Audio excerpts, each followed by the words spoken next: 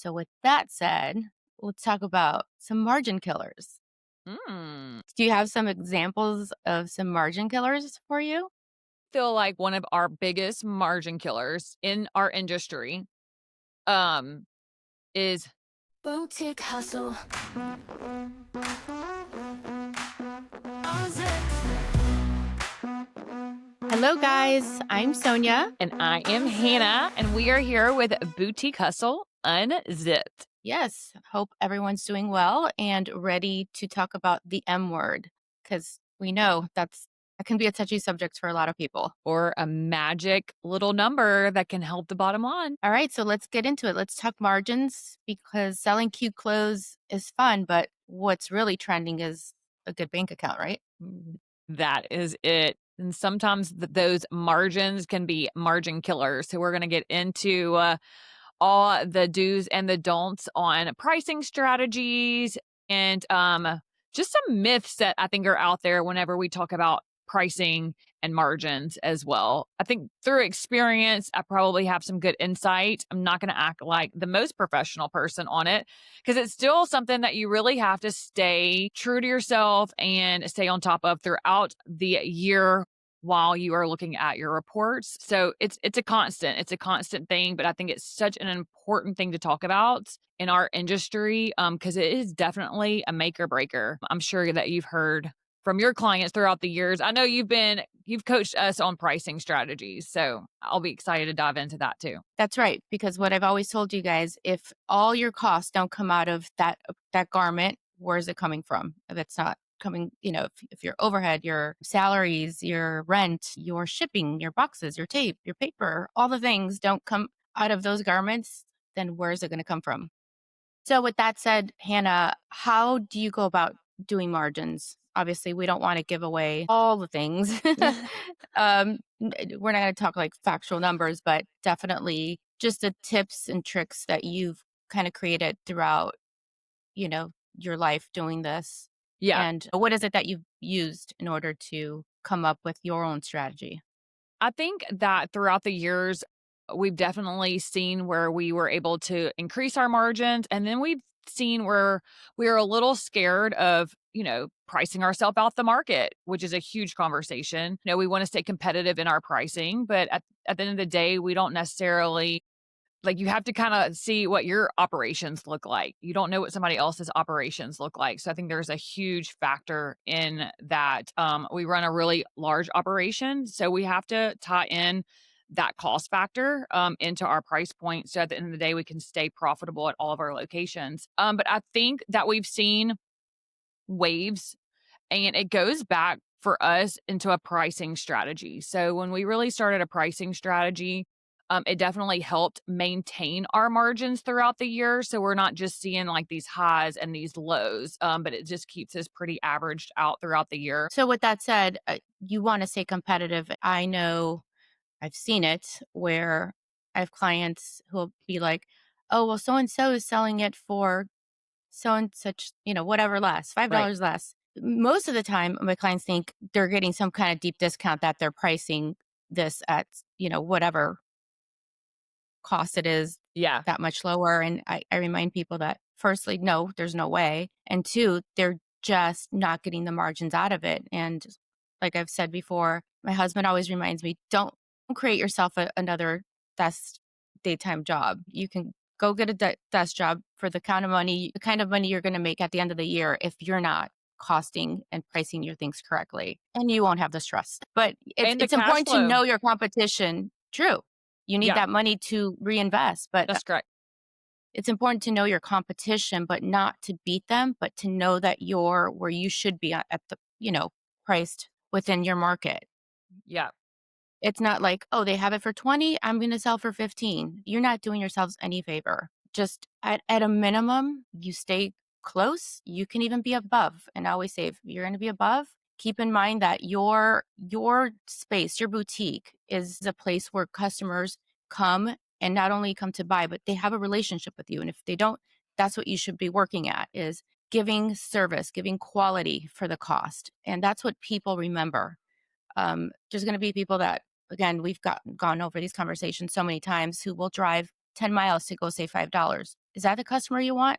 Probably not. Will Yeah. you sell to them? Of course. I'm just saying you got to keep in mind, you know, Who who you're your customer targeting. is. Absolutely. And price it accordingly and give them the service and the quality that they've come to expect from you. Yes, I totally agree with that. And to piggyback off of that, I think that going back to like your pricing strategies, for us, what has worked is really figuring out what your bread and butter is in your business. So, like for us, our main attraction is going to be our apparel. Like that's what fills our stores. That's what we're selling out of every single day.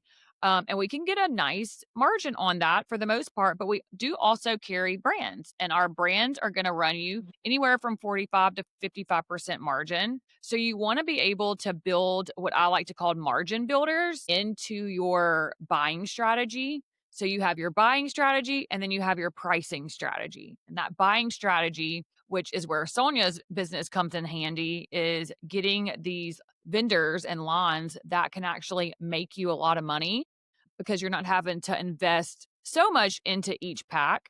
And then you can really come in and make a good bottom line on these garments that you mix in with your higher end brands. I have found that that does definitely help with the bottom line. It helps your turns.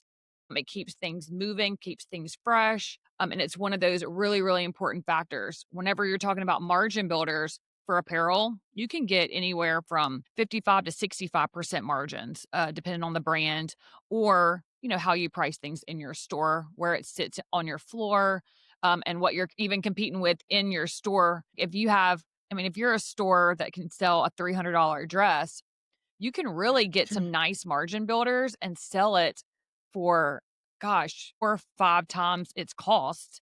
And then you're Mhm. able to make that money. And then if you do have to do discounts, because in retail we all have to, then you're able to make up some of that cost, and still keep that bottom line looking the way you want it to look at the year end, and keeping that sustainable margin overall throughout the entire year. You're going to see certain seasons where that margin's going to be nice, look really nice. And then you're going to get into those summer seasons or off seasons when you're clearancing things out that can really hit you hard if you're not careful. So, really focusing on margin builders for us, particularly also accessories. You can Yes. really get some nice margin on jewelry and accessories. So, that's a really Mhm. great place. Where you're not investing a ton of money, but you can definitely invest a little, make a nice little profit margin on that. And then it definitely helps you with those things that you have to mark up, not, Yeah, the bottom line. yeah, exactly. Yeah. So we use those strategies. You're not going to get as much margin on your boots and your denim. So you want to make sure that whenever you're thinking market, when you're making a plan on buying, that you're hitting all your categories so that you continue to be able to maintain that margin. For us, I like a 60% margin is nice if you can maintain that throughout the year. So 58 to 62% is average in our industry, and anything under 50%, honey, you need to revisit all the strategies because it Ugh. ain't working and you're probably having a really hard time to pay your bills. Yep. So important to really be knowledgeable on pricing and buying. So do you guys well, you're the one that you're the numbers girl. So are you watching this quarter to quarter, week by week, month to month? How is it that you're like, how do you know you're staying on track and if you need to switch some, things up a bit, So shake things up a bit? I look at margins daily. We have great reports that show us this, but margins move really slow. If you're looking at, I remember a year that I looked up and it was after COVID. And so things were just, crazy pants. And I think that got a little gun shy on pricing because once again, you don't want to price yourself out of the market. And I feel like everybody was in a time of, so it just seemed like, "Oh, let's just keep it here." You're kind of scared to inch things up whenever everything else was inching up.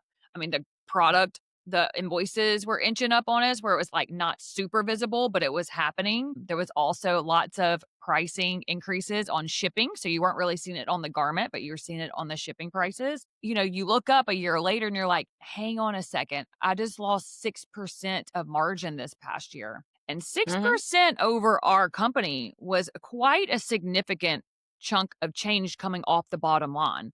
And that was a Doesn't sound huge, like a lot, but it it doesn't is. sound like a lot, but whenever you're thinking about big Yeah. picture and profit at the end of the year, Mhm. it is a lot. That was a chunk of Mhm. change that we didn't have in cash moving forward, you know? So that was a big eye opener. And you're like, okay, how did I miss this? I feel like I was marking things the way we normally do, but there was some missing monies that were not right in front of you. And I think everything's gotten a little bit more stable now, but I felt like vendors were kind of hiding things in certain places, or we were just used to maybe pricing things at $58 for a top when it really needed to now be 62 for because that garment had actually increased. You know, there are Mhm. styles that we continue to keep in our system because the color changes, but it's just a really good body for us that, you know, at one time it cost could have been, I'm just throwing out numbers, I'm going to make it up, but 1850 and now it's 2250. So what we would have sold at one price, we were a little gun shy to increase it by another $10,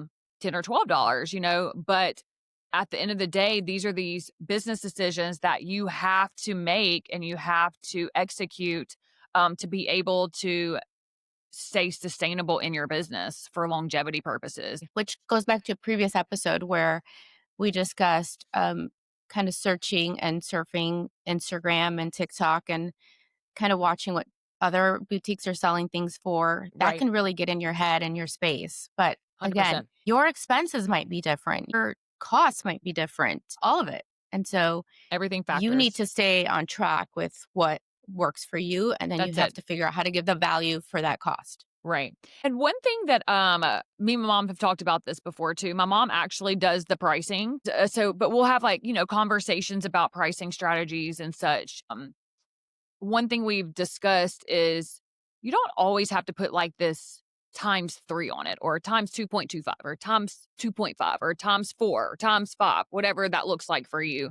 Sometimes like you can look at a garment and feel the quality and you know what is it going to sit by on your floor. So I'm going to use Steve Madden as an example, which is a brand that we carry. It's a great price point. I mean, it's not super high end, but quality's great, right under $100. And then they sell like the really beautiful mesh, you know, fitted dresses that are it's gonna retail for $98. And then I might go find another mesh dress from another vendor, a mustard seed. I'll just throw that out. And Mhm. there's a chance I could, and I have no idea what that cost is. So I'm just throwing this out here, okay? Because I don't want Mhm. people to think we're like pricing ourselves out or anything. But as a consumer, what looks better? Just say hypothetically, I bought this dress for $15. Does it look good that I'm going to put it at 42 next to my $99 Steve Madden dress? Or does it look like it's going to be more quality when it sits next to my Steve Madden dress and we price it at 78? Like the customer who's shopping in our place of business is going to buy it at 78 probably faster than the 48. Right. Y I attribute that to sort of like real estate. You have Yep, the, let's go, crappy house next to the really, really nice house. That right. house is bringing up your property value, Mhm. but you're in turn, doing the opposite. Right. You don't want to price something so low and then put it, like you said, next to the $98 dress because people are going to be like, Yeah, it, what's it wrong? seems weird. Or it seems like it's cheap or something, and it's not, you know, Yeah. like, a mustard seed serves great quality, they serve a great price point, but you could probably earn yourself a little bit more for your bottom line on this particular dress, but I like to Hmm. feel, I like to touch, try on, you know, like, you have to look at the garment too, and it's not every garment. Hmm. I mean, some garments you do need to price a little bit lower because maybe the quality that came in not like you expected it to, but Hmm. if you really, really, really focus on the merchandise that you're bringing in, and you add 2, 3, 4, $5 throughout the store, it's not Right. noticeable, but it does make a huge difference when you're talking about 12 months. So, and then it Right. helps you because you are serving your customers with those discounts too. Your 20% off items whenever you're trying to move things out or getting to 30. But after you hit Hmm. 50% off, you are no longer profiting. So it's eating up everything after that because at 50% off, that's just covering your expenses and the amount of Hmm. money it took to put into that garment. So Right. it's I tell my client to stay with a baseline of 3 times, and then you can tweak hopefully up from there. Yeah, There's always gonna be garments that you're like you said, the quality came in a little right. not so great. So you come down a little bit, but then you definitely need to make that difference up somewhere else. You have to. Because at the end of the day, it's all about that Mhm. bottom line. Yep. So yeah, that's really important. Yeah, I agree. I think pricing strategies is just it's probably something that people, especially newer boutique owners or businesses in general, like new business owners in general, probably don't put a whole lot of focus on how important those margins are. But I know that that's something that we have played around with, throughout the years. And like I said, we don't do everything perfect. I'm not trying to like play that game either. There are times where I'm like, Oh, well, we're we always probably learning. right, we're always learning, and there are times where you get that you might think that you could get 110 for that dress, and you're like, "Ooh, I bet it would have sold out a lot quicker at 88," and we still would Mhm. have made some money either way. So, it's all a game. We're in the Las Vegas game, so we are On the flip definitely side of gambling. that, yeah, for sure. But on the flip side of that, usually, not always, if something blows out, chances are you probably priced it too low. Forget about Mhm. the trend, forget about it's cute. If it flew out, look at what you cost it at, and you Yeah. probably could have gotten more for that garment. Right, right. And just, might have give you a couple more days, but also made you a little bit more money. Because that's another thing, like, if you can get Mhm, a little bit more, then you can take the cost of that and you can go and buy 2 more things versus just mhm, trying to replace it for the next thing, So, mhm. because we are in the inventory game too, so you have to have that bottom line and that profit is still so important throughout your season so that you can keep that inventory flowing. And that goes into your turning ratios, how do you actually look at turns? Do you see how fast you're turning that product? And if you have slow turns and you mark your things too low, that's a huge problem. Or if you're Well, overpriced, sometimes that can slow your turns as well. So that's a whole nother conversation. But yeah, and we're here to speak about our experience. You can take what you want of this, but it's a constant game. It's trying to find the sweet spot, and it's almost a garment by garment situation. yeah, But you try to like group those into big categories and say, this is my sweet spot for dresses. This is, my sweet spot yes. for tops. And it's important that you know what that is. So, with that said, let's talk about some margin killers. Mm. Do you have some examples of some margin killers for you? Feel like one of our biggest margin killers in our industry is when you offer free shipping. That can eat you alive on the bottom line. I know it's so fun to offer that. I'm all about Assuming it's not in the cost of the assuming it's garment. not, yes. So if you are not putting that in the cost and then you're offering that, that is going to eat you alive. I've seen it happen. I've experienced it, especially when we were heavy into the online business. We still do online business, but we started offering free shipping over a certain threshold. So if you're spending over $100 or over 150, so my advice through experience, if you are wanting to offer the free shipping, you can use it as a promotion, like as a quick promo where it's not just something you're doing all the time. Or I love doing it over your average cost. So, like our average ticket per transaction is around $100. So, I feel like for our business, that works like anything over 100. I've seen higher end stores offer over 150. So you can do it Mhm. whatever kind of works for your business. If you're a lower end store, maybe it's over $75. That way, that you're getting some volume before you're eating that cost. But when you're not putting that margin or that threshold and you're just offering free shipping, I mean, you're offering free shipping off $12 earrings, you're offering free shipping off an $18 scarf. That you're offering the free shipping off the things that are supposed to be building your margins up, but it's actually you're eating into that. Um, for me, Mhm. I think that's probably one of the biggest things that as retailers are like, "Oh, we're gonna do free shipping," and then we forget to go look at what that shipping cost is monthly, and we're like, "Oh my god, I just spent this much money in shipping," and yeah, that went towards a big percentage of my profit. So that's And to add to that is I know so many people who do not go through their UPS bill and go mm, see the added charges that come up in the process. mm, Sometimes it's you forgot to mark residential. It went to here versus there. It was in a rural area, so it miscalculated. Mhm, There was a mhm. fuel surcharge because fuel's going up and down almost Yes, daily, and you'll see that in the cost of your UPS bill if you're paying attention, and you have to adjust for all of that. And again, and if it's not 100%. coming from the garment, where is it coming from? Piggybacking off of the shipping as well is it just kinda came to me. We also offer flat fee shipping, so just a flat rate, and we do let's see, I think we do $7.99 or $8.99. We're somewhere between there. But there when you say, like, in the hang on.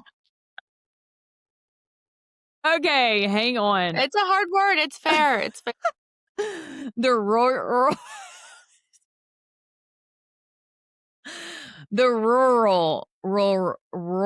Yay, no, okay, you we're got just it. not gonna say that Rural. the outside of the city areas. When we're shipping outside of the city areas, that could be like $14 to $16. So imagine if we did free shipping on that and it was a $49 garment, you know? Mhm. Shipping is something that I think you have to really pay attention to for sure. It Now, counts. margin killers, let's talk about margin killers within the store, like, when it comes to actual Brick and product. mortar. What's a good example of something you've had in the store that you're just like, "Why?" or "Crap, I had to have it because whatever?"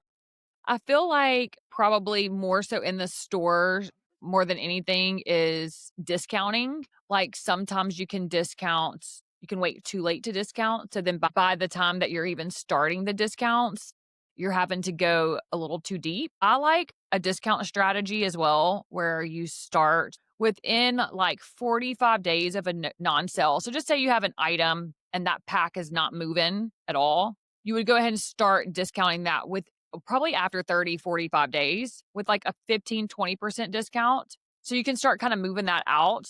And after 90 days, you really want to get 30% stuff out. So I actually just started this past year. Is after 90 days, I'm marking things that have not sold at 30% off and hoping to get that cleared out quickly before it goes to 40 or 50. Anytime that we're waiting past the 90 days and going into your 100 and 120 and 160 days, and then we're starting to mark it down, we're having to go straight to 50% off. Then it's 60, then it's 70. So now you've already cut way into that margin whenever you could have just discounted it a little bit sooner at 20, 30% off and still made some of that bottom line back. So I think the Mhm. discount strategy is another strategy that you really have to pay close attention to. Currently in the business that we sit right now, that's a huge conversation right now is how soon do you discount? Because we don't want to be a discount store either, you know? Well, that's the other thing I was gonna say is it's a slippery slope. It is Your sale rack should be minimal. minimal. Yep. Minimal. Agree. You do Agree. not want to create the kind of customer base that comes in your front door and goes straight for the sale rack because that's what they're Correct. looking for. Yep. I You're totally better off agree. putting that stuff aside. I think you guys do a biannual sale or 3 Yeah. times a year, whatever. You We have do a like sale where you a sell. semi-annual that's, bigger, and then we have a huge Black Friday sale. So that's a great time for us to clear out of things. And then people who are our savvy shoppers are they know every year we're having a Black Friday sale. So they like wait for that, you know. But we always do And have a that's little sale rack. different. For sure. No, 100%. Well, you have to. I mean, it exists and you have to, and And I hate the way they look, but it is something that we sit out in front of our stores at all location. We try to keep them nice and clean and very, compact, not just a ton. I find that when we have too much on there, it doesn't sell at all. But if you keep it nice and selective, oh, so you guys keep a rack outside the store? a little, like just a little bitty one, Mm.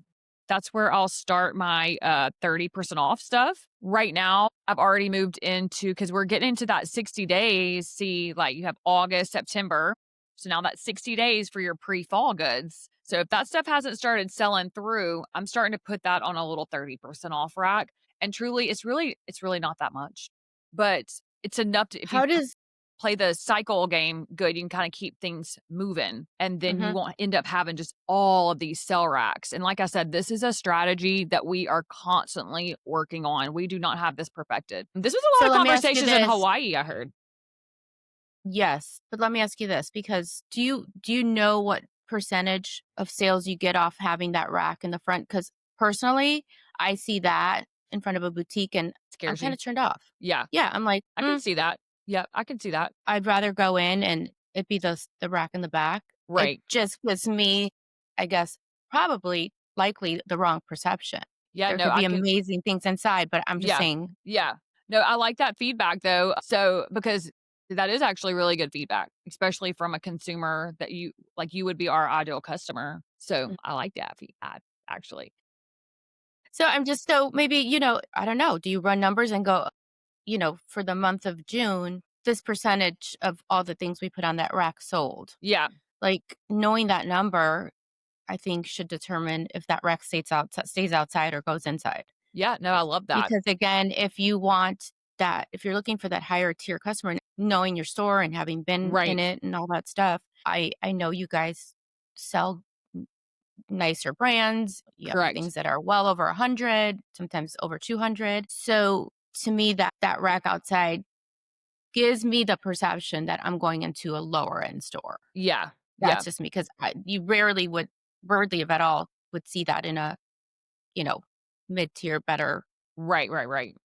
quality store. Yes, no, I like that feedback a lot, and I will say, like, there's certain seasons where, like holiday, we're not after Black Friday, like, you won't see a sale rack from us at all, you know? And then, like, prime time fall, you won't see one at all, but we do have a little bitty, like, 30% off rack. We call it, like, a bestsellers rack at 30% off, and it's, like, our past 60-day items that we may have ones or twos left of, just to keep that stuff moving out. But I do So understand what you're saying, and I do like that feedback. But no, I actually don't do a report on that. So that's like a really good point. I like that. I'd rather see something like a promotion where if you buy any regular price item, anything with a red dot on it is $10. Yeah. Yeah, yeah, yeah. And I'm like, cool. It doesn't seem so discounted or deep discounted. Right. And I'm just thinking, oh, that's been flapping in the wind for however long, picking up all the dust and all the dirt. I'm sorry. Oh my God. Oh god. I guess probably in But you California, know you're what I not mean? seeing that. But you know what I mean? You might even be able to get more for it. Maybe you get, hey, anything you see with the red Yeah. dot is $20 or Right. whatever. It would Right, right, just, right. it still maintains its value. Yeah. No, I hear you. And I we like keep that. getting calls. I like that. I think we might be bringing that to our Monday meeting, our Monday team meeting. Here you go, rolling in with your regulator. Oh my God. You're going to forever think of me now every time you see your rec. Literally, I'm like Sonia said, absolutely not. Yeah. But that's what I'm here for. I'm like, Yeah. Nope. No, I don't I think you like want to that do though. that. If you're Obviously lower in store, it's fine. obviously Like, we it's do fine. it because it works. I mean, it does keep our product moving out. And I think our customer, it draws attention, but I like it. Like, what if it's drawing not the right attention? What if we could draw more attention by not having it there? Like, I would like to like, the numbers I would like to look at is, did that like, what percentage sold off that rack? And two, did that person that bought off that rack also come in and buy regular priced items? Yeah. I'm about to write this down. Or I'm bringing this or to our did sales they team on just, Monday. or that, or are you creating that customer that drives by, already knows your rack and can tell if there's new stuff on it, and that's Yeah. why they'll stop. Right. I'm writing it down. It's all about, to me, perception. Yeah. Again, if you have a lower end boutique, and what we mean by lower end is just lower price point items, maybe that works because, there's not a huge price disparity between what's outside on the rack and inside on the Right. racks. Right. So, like, really, we could do because a lot of our perception on it is to draw attention so that people will stop and to They come have in. those little floaty things that move around for attention. Those little men. Oh my God. Gosh, I mean, I love it. So you got good. options. So, today's episode is calling out herring stones and their cell racks in the front, which I am totally bringing to our sales team on Monday. So, I cannot wait. Run your numbers first and, go from there. I'm just We're going to putting it create out a new there. space. We're going to create a new space for our cell racks. Yeah, we'll have and we do have sidewalk sales and stuff throughout the year, but that's not something that we have all the time. That's just for end of season time periods. Yeah. And again, Another trend I've seen with boutiques is not having a sale section at all, like clearance section, but still merchandising those sale items In the with store. regular price items because they'll help sell each other. Yeah. We do that Sometimes, seasonally as well. Just yeah, depends, and like like that, during crossover seasons. right? Because the point is to get your customer to thumb through those racks. Yeah. Not just go, To "Oh, I'm shop gonna go here because this is what I can afford." How many times do we buy things we can't afford? all the All the time. time. So, All the time. that's what you're aiming for is not to get people to buy things they can't afford, but you guys get the drift. It's like just stretching yourself a little bit because you want it that bad and you need to have it because it's gonna change your life, Yeah. kinda, sort of. I love it. So going back to why you shouldn't even need a sell rack is whenever you're pricing correctly and when you're buying correctly. But unfortunately, we're in the business that we can't do it perfect. It Right. is literally a gamble every single And day. timing. Timing is everything as well. So true.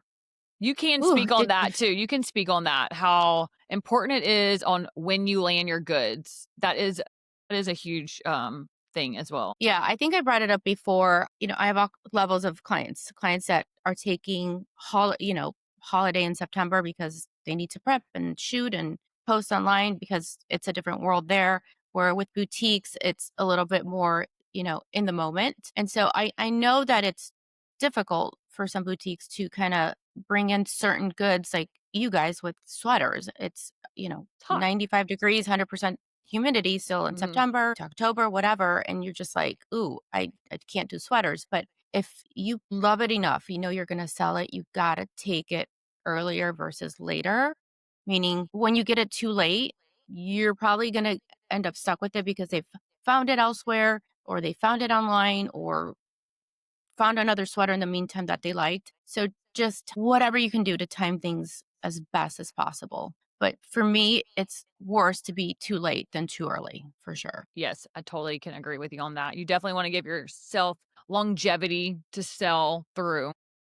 Especially during a fall season that is so short. It's so short. And for us at our businesses, since we do homecoming, I think I've spoke on that before. Like we go from summer to pre-fall to homecoming and game day, like all crunched together. We have like a little fall in there and then straight into fall, which we're in currently. But like we're about to cut fall off and go straight into holiday here really soon. Like I have a note next week. No Right. more fall.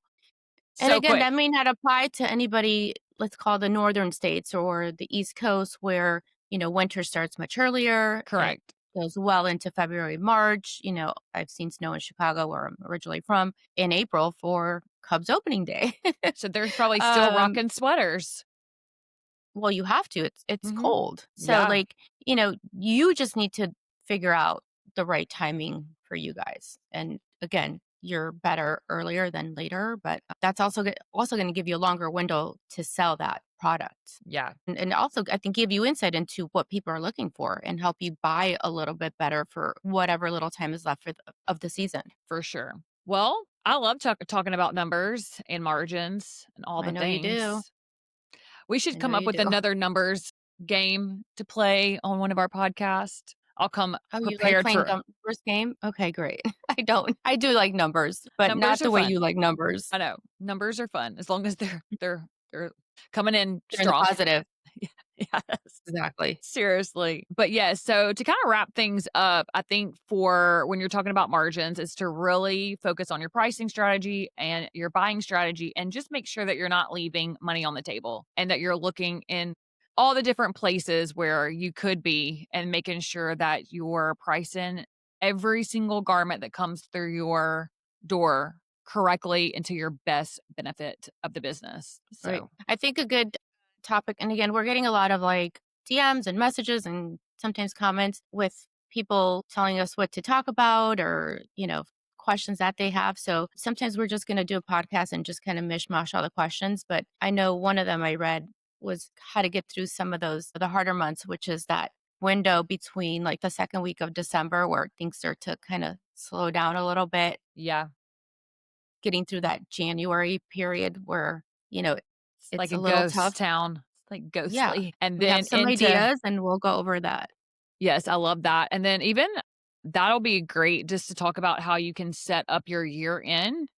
Because I Mhm. think a lot of people, like, we're already starting to plan what 2026 looks like so that your cash flow is in a place come July after you've just finished your dreaded summer months. And then you have to stock your store for a huge 6-month season. That is always a really, really tricky time for cash flow. And it's time to reinvest into the business for your inventory. That cash flow doesn't start in June and July. It actually starts in December. So you really have to, Mhm. or fourth quarter, I should say, you really have to plan out your fourth quarter from the Yeah. previous year so that you can plan how you're going to maintain your cash flows and be able to stock your stores for early fall. I mean, it's always hard. Like to this day, it is always so hard to be able to maintain all that. So those will Mhm. be, we can get into all those kind of conversations as well. Cause I know as a business owner, shoot, I could use some advice too. I ain't gonna even lie. But we could talk about some ideas.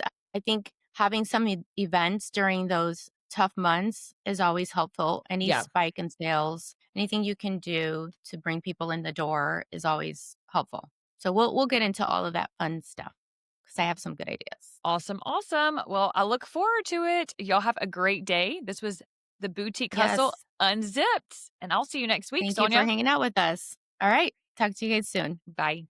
Bye.